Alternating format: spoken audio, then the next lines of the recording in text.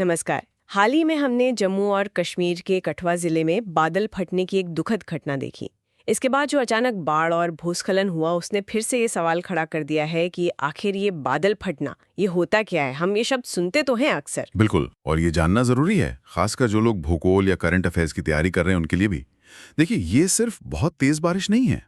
भारतीय मौसम विज्ञान विभाग मतलब IMD इसे परिभाषित करता है। अच्छा, कैसे? उनके अनुसार बादल फटना एक बहुत ही इंटेंस मतलब तीव्र बारिश की घटना है जब लगभग 10 वर्ग किलोमीटर जितना छोटा एरिया हो और उसमें 1 घंटे के अंदर ही 10 सेंटीमीटर से ज्यादा बारिश गिर जाए। 10 सेंटीमीटर 1 घंटे में? जी हाँ, 100 मिलीमीटर या उससे ज्यादा, तब उसे तकनीकी तौर पर बादल फटना माना जाता है। बाप रे, ये तो बहुत ही ज्यादा पानी हुआ, वो भी इतने कम समय और कम जगह में। तो फिर ये होता कैसे है? मतलब इतना सारा पानी आसमान से अचानक एक साथ नीचे कैसे आ जाता है? ये प्रक्रिया पूरी जटिल है पर दिलचस्प है। ऐसा है कि जब बहुत गर्म हवा तेजी से ऊपर उठती है ना, हाँ, तो ये हवा की धाराएं, जिन्हें अपड्राफ्ट्स कहते हैं, ये पानी की बूंदों को अपने साथ ऊपर ले जाती हैं और उन्हें नीचे गिरने से रोक देती हैं। अच्छा, मतलब वो हवा में ही अटकी रहती हैं। बिल्कुल, ये धाराएं काफी मजबूत होती हैं, तो बूंदें हवा में जमा होती रहती हैं, आपस में मिलकर और बड़ी होती जाती हैं, और ऊपर हवा में पानी का एक बहुत भारी कॉन्सेंट्रेशन मतलब जमावड़ा बन जाता है। लेकिन जब ये ऊपर उठाने वाली हवा की धाराएं अचानक कमजोर पड़ जाती हैं, या मान लीजिए पानी का वजन इतना ज्यादा हो जाता है कि वो संभाल नहीं पाती, तब वो सारा जमा हुआ पानी जो अब तक रुका हुआ था, वो एकदम से बहुत तेजी से नीचे गिरता है, जैसे पानी की एक दीवार गिर रही हो। इसे ही हम बादल फटना कहते हैं। समझ गई।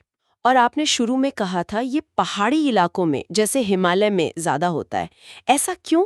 हाँ, इसकी खास वजह है पहाड़ों की बनावट, उनकी टोपोग्राफी। देखिए, पहाड़ी क्षेत्रों में क्या होता है, जब नमी वाली हवा बहती हुई आती है और पहाड़ से टकराती है, हाँ, टकराती है तो उसे ऊपर उठना पड़ता है पहाड़ के सहारे।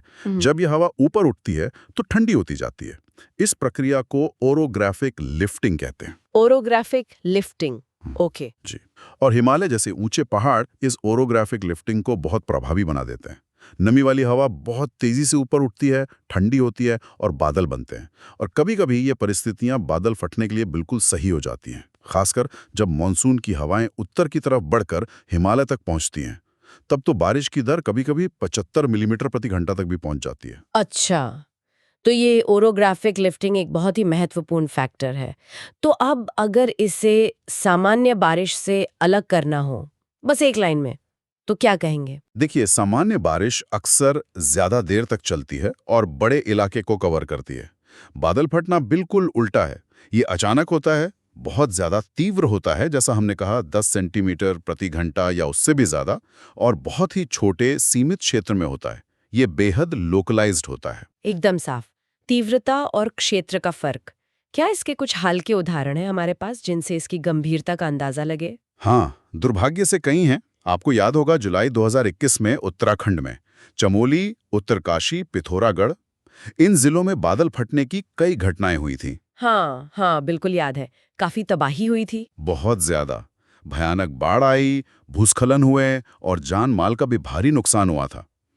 इसी तरह अगस्त 2020 में हिमाचल प्रदेश में भी कुल्लू, लाहौल स्पीति, किन्नौर, वहां भी बादल फटने से अचानक बाढ़ और लैंडस्लाइड्स हुए थे। सड़कें, पुल, घर, काफी नुकसान पहुंचा था। तो ये साफ है कि ये घटनाएं कितनी विनाशकारी हो सकती हैं, खासकर हिमालय जैसे नाजुक इकोसिस्टम में।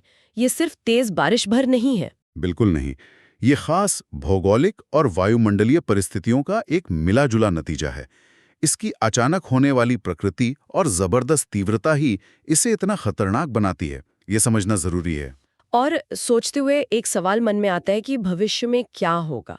क्या जलवायु परिवर्तन जो हम देख रहे हैं और बदलते मौसम के पैटर्न, क्या ये इन बादल फटने जैसी घटनाओं को और ज्यादा बार होने या और ज्यादा तीव्र होने का कारण बन सकते हैं? ये शायद आगे और रिसर्च का विषय है।